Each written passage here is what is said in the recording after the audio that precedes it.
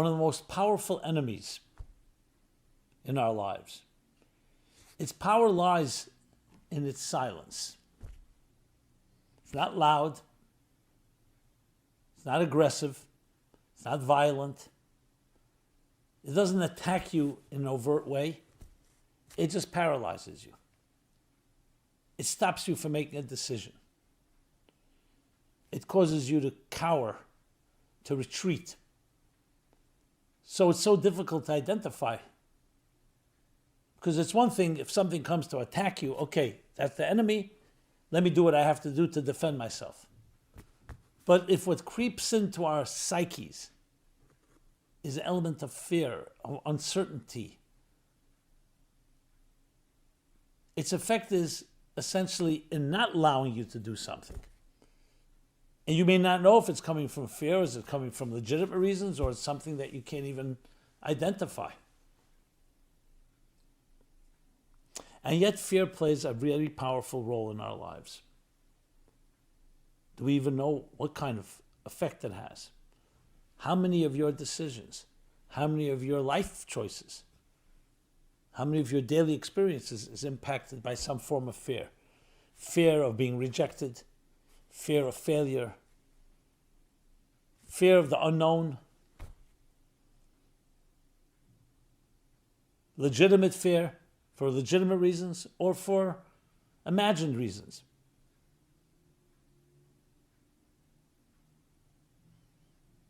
And especially when it comes to emotional decisions, making a commitment to someone,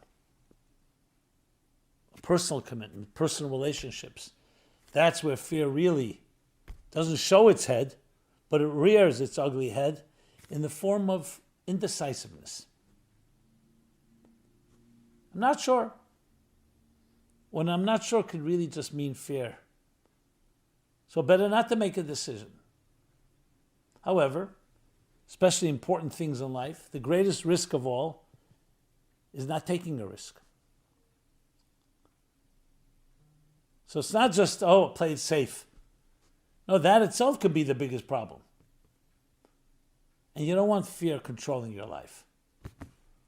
You want to say no to something. You want to say yes, do so on its own merit. Not because you're afraid of the risk of the unknown uncertainty. Now, in today's climate, all this gets amplified. The volatility of our world today, the wars being fought, the uncertainties and disruptions and upheavals it creates, the polarization in the media, in politics, in so many areas of life, and all is broadcast and magnified by technology, social media, all contributes to more reasons for not making a move. The fear of the unknown, the fear of the known.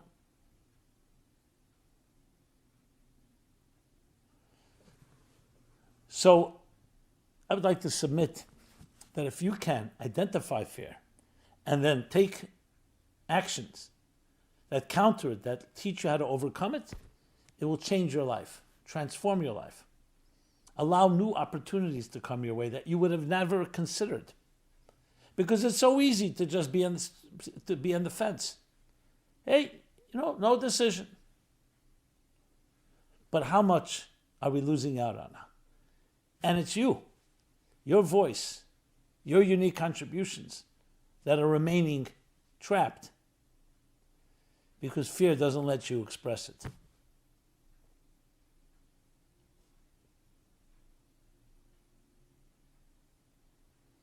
The fear of failure, the fear of being rejected, the fear of risks, of unknowns. So let's cut to the chase. Let's try to get to the core of it. As always, you go back to the beginning, our childhoods. You can usually identify many of our psychological and emotional responses to life and what happened in our childhood.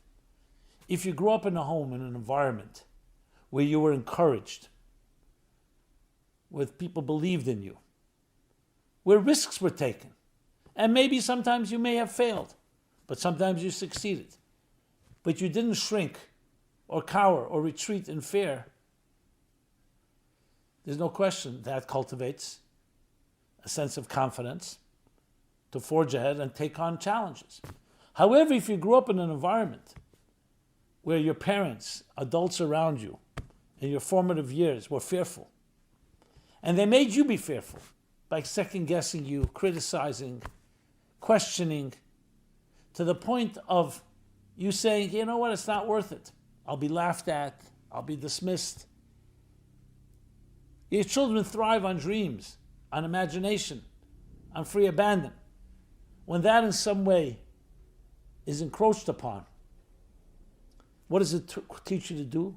To curl up, to retreat, to not act. So many of our fears originate from those early years. That only makes it more difficult to deal with because it's deeply embedded, but it doesn't make it impossible. And it's vital to identify that. Pretty easy litmus test, and that is to look at decisions you make in your life.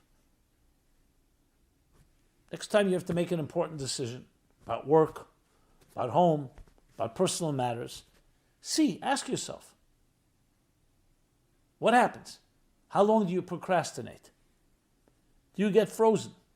Do you get trapped in the uncertainty of it all? Or are you able to make a quick decision? Not quick, but a firm decision. Do the research. Don't do anything hasty. We're not talking about doing something reckless. Do the research and see what happens.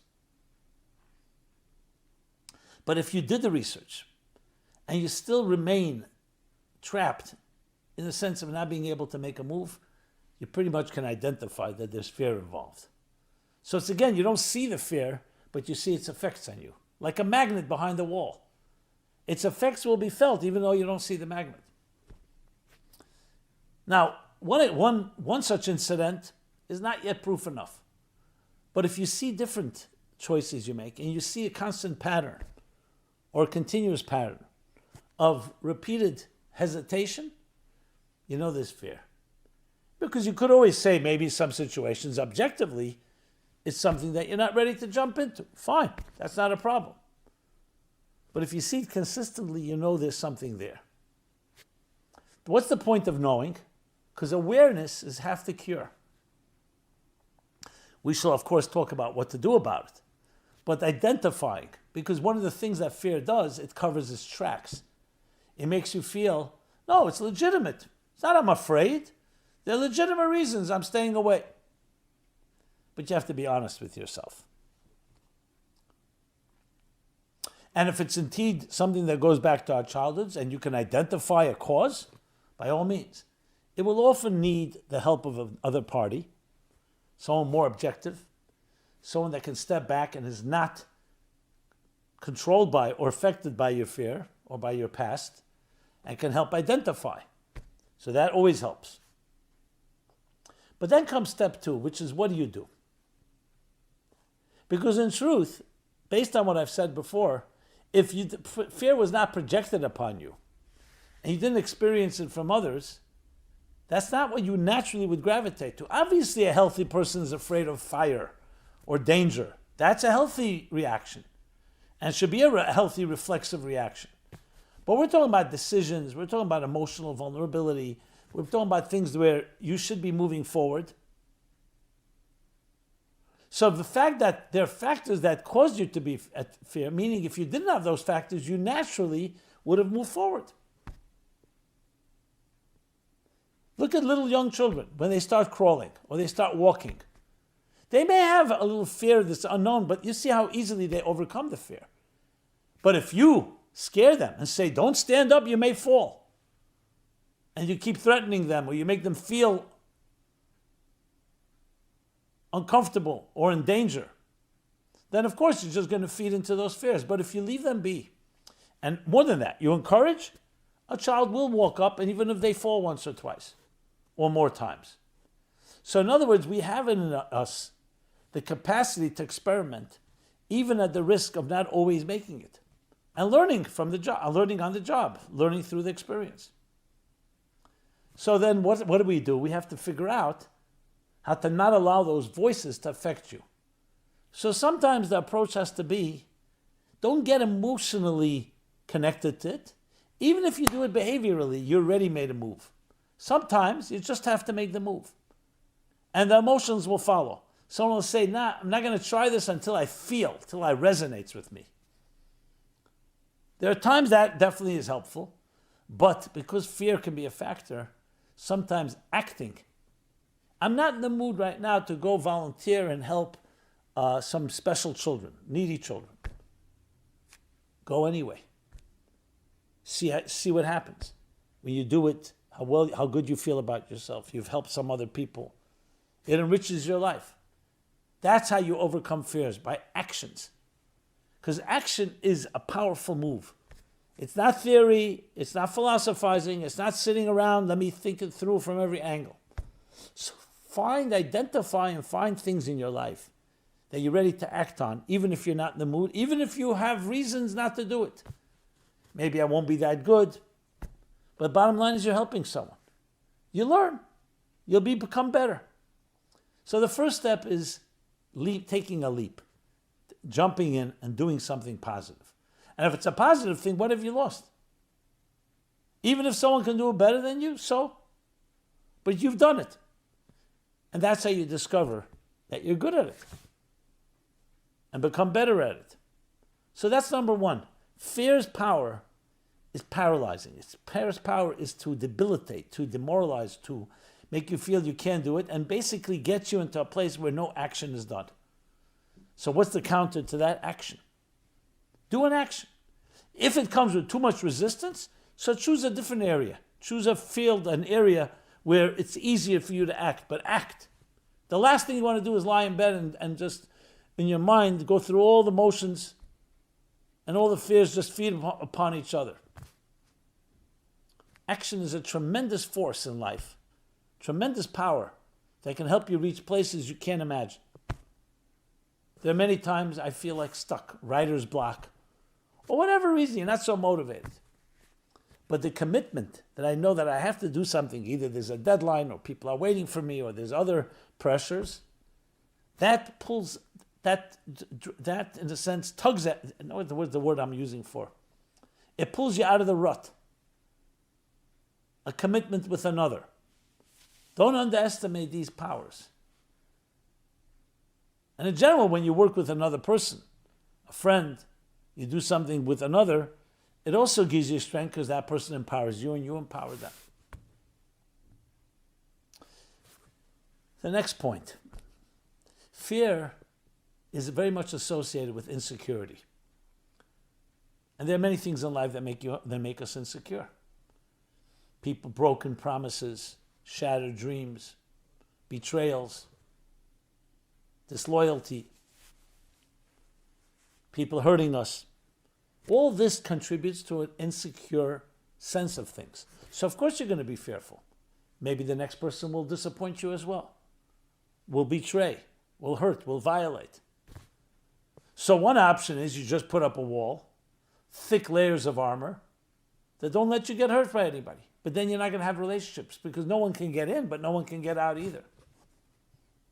That's not the approach. The approach is, how do you build security when you've grown up or you are feeling insecure world around you? So often many of us turn to, I always find it ironic, it's called securities, financial securities, the prudential rock, as if it will give you absolute security.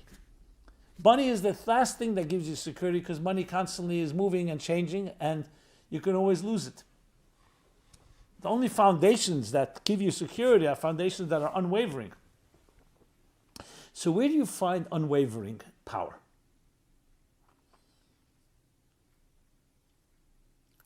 So being that terrorism is in the news, unfortunately. So I remember a class I gave years ago, one of the first early terrorist attacks in Jerusalem. It was on a Friday in a cafe.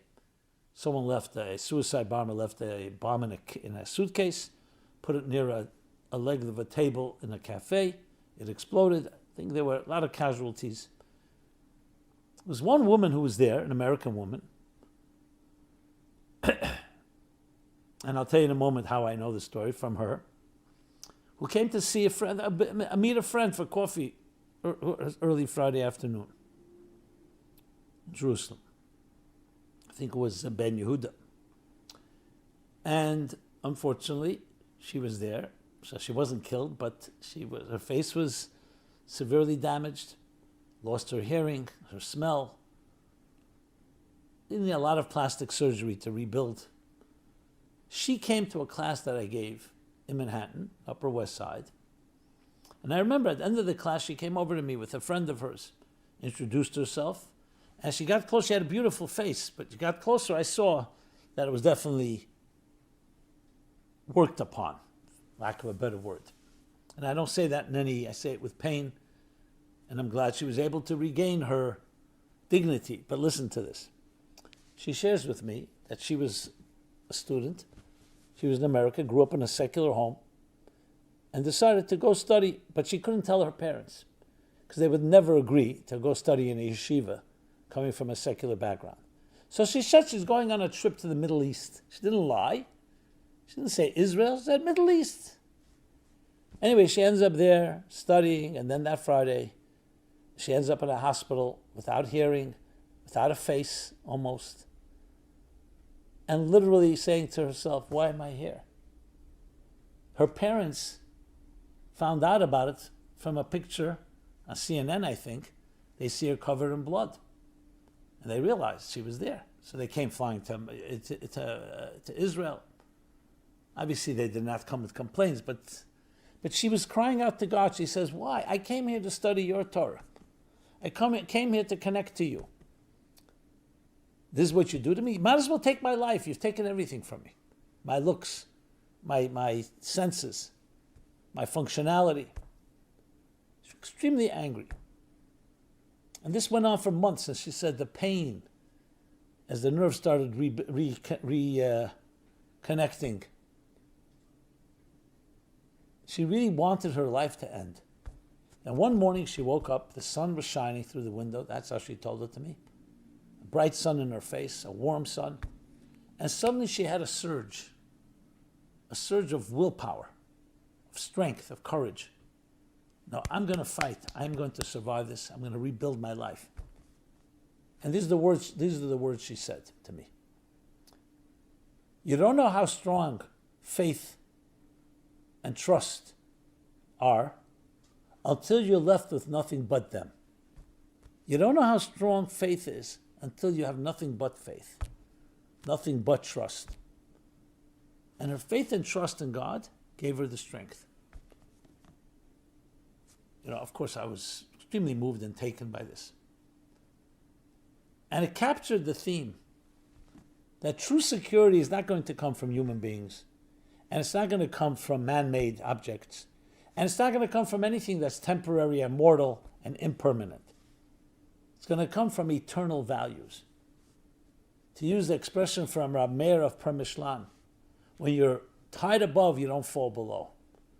That even if you're walking on the slippery slopes of life, but when you have a rope, in this case a figurative rope, because you're holding on to something that's greater than the slopes and greater than the physical world, that gives you an immortal strength and allows you to overcome the insecurities, the fears of the unknowns of the slippery slopes of life. So that brings us to the second component here. It's not really a second, it's a deeper dimension that it's critical. The counter fear doesn't happen automatically. It's to build a security with something that transcends and is more powerful than where those fears come from. To know no matter what happens in life, even the unknowns, even the things that we are afraid of because we don't know what's coming, but you're holding on to something that's greater than that. Your very existence, your purpose in life. That you're here for a reason. And even the challenges of your life are also for a reason. You hold on to that with your dear life, that gives you security, that gives you strength. Doesn't allow fear to control your life. The more you're connected and attached, this is how the formula goes, to material things, to things that are not permanent, that are wavering, that are ever shifting, the more fear you'll have.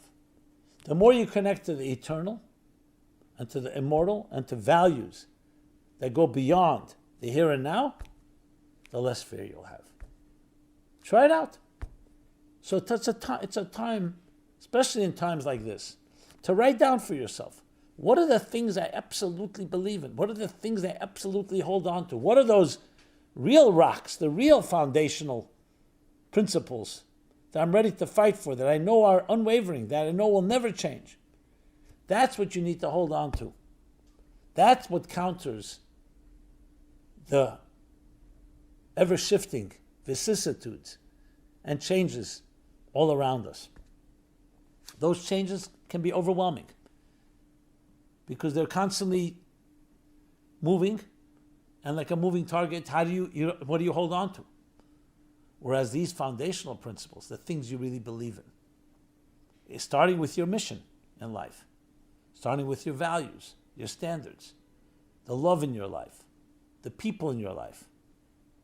The more you build that up, the more power you have to counter fears.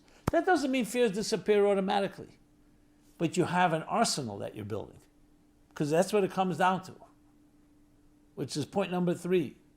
You need to build up and reinforce your resources, which comes because you've been given and blessed with those resources, and you're acting, point number 1. Those 3 combination of acting and not just waiting till you're in the mood of it. 2, to connect, to be tied above, bound above. And 3, that you're building up an arsenal. It's not a one-time thing. You're constantly building resources, hopefully upon the resources you had in the past. That creates the confidence. That creates, you can say, the platform that gives you the power to launch and be proactive and not reactive, which is, of course, a feature of fear, reactive. Proactive is the opposite of fear. Leaders are proactive. They lead. They take a risk. They take a calculated risk. So you see this in let's take a military campaigns. What's the first thing the military does? They establish a base, a secure base upon which they can build upon. Take away the base, you can't just fight. You have to have a base. You have to have a home base. You have to have where to return to. You have to build your platforms. And that's the resources we build in our lives. The things we do that are consistent with what we believe in. That every day, be charitable, be generous, be kind, be gracious, show gratitude. These things build and reinforce your spiritual arsenal that will counter any of the fears that may come your way. So fear, like darkness, is the absence of strength, absence of light. Darkness is the absence of light. Fear is the absence of confidence. It's not a force of its own. You bring in confidence, fear automatically gets dispelled. So find the things that you believe in and fight for them, and you'll see how fear dissipates. Having friends, having support system, obviously is critical, because we're still humans and fears can creep in. Don't be afraid that fears will come your way. As I said, it's not a magic pill, but this is the formula of how to build. And we've seen, time-tested, people who have built these resources, these strengths, have been bound above, have acted on it, are the ones that have achieved tremendous things. Not because they have no fears, because they did not let the fears define them. They did not let the fears control them. In our times, we need this message more than ever, because there's so many messages being streamed, beamed, inundating us. And confusing messages. And confusing messages thus just throw us off balance. Who do you believe? What's true? That's why it's vital to go back to those fundamental truths of your life. And do so with your children, with your friends, with your families, with your colleagues. You'd be surprised if you have people come together. Let them write down, what are the things that are unwavering? What are the things you're ready to fight for? The things you know for sure. The things you can hold on to securely, no matter what happens, this will be there for you. When you see people do this with each other, always surprises. We just don't do it enough. Whatever reason, we're distracted, we take it for granted, we underestimate its importance. And that's where fear grows, in the vacuum, in the lack of that tremendous focus that gives us the strength, the confidence, the fortitude, the courage. And as I said, today more than ever. This has been Simon Jacobson, How to Overcome Fear. I hope this was helpful to you. If it was, please share with others. Please subscribe to our growing YouTube channel. Love to hear your thoughts, feedback, comments, suggestions. And please check us out at meaningfullife.com. We have this and many other programs that cover personal, psychological, emotional issues, spiritual issues, across the entire spectrum of life. Be blessed, be strong, confident, and remember, you have within you that unique, indispensable soul that you can build confidence upon, and all the strength that you need to overcome any of the challenges and the unknowns and fears in our lives. Thank you so much. Be well. This program is brought to you by the Meaningful Life Center. Please help us continue our programs. Make even a small contribution at meaningfullife.com/donate.